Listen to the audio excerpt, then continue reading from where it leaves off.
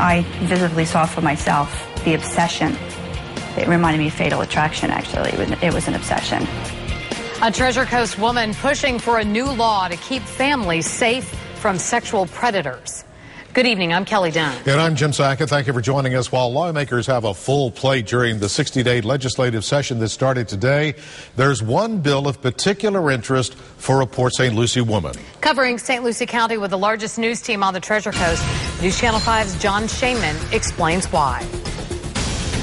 Barbara Martin shows off a present her niece Brittany Carleo had made for her, a pillow with her family's silhouettes. Brittany was loving, sweet, very funny. In 2006, Carleo had a lot going for her. After a tough childhood, the 17-year-old was living with her Aunt Barbara, who had become her legal guardian. She was finishing up her GED and planning on attending college in the fall. She loved children. She wanted to be a nurse, pediatric nurse. At the same time, Carleo struggled to completely escape her past. She'd been involved with a 42-year-old man who sexually assaulted her after he supplied her with drugs and alcohol. Calling her on an obsessive basis and texting her obsessively. Martin worked tirelessly to get a restraining order against the man, Scott Uslan.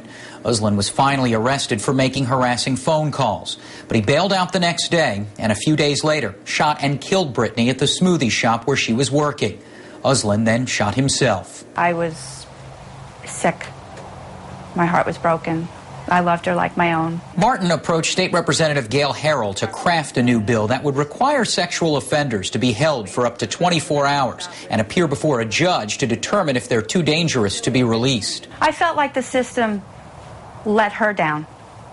Of course, us as a family, we lost her, but I felt that there were so many things in so many ways that he should have been kept where he was with his history. Carleo's presence is still everywhere. Martin's 8-year-old son sleeps with a bear named Bert. That was Brittany's nickname. The community lost out on Brittany's touch because she had a little angel touch to her. Barbara Martin says if this legislation is passed, it couldn't come at a better time. Brittany would have been 22 on Friday. In Port St. Lucie, John Shainman, WPTV, News Channel 5. The fight against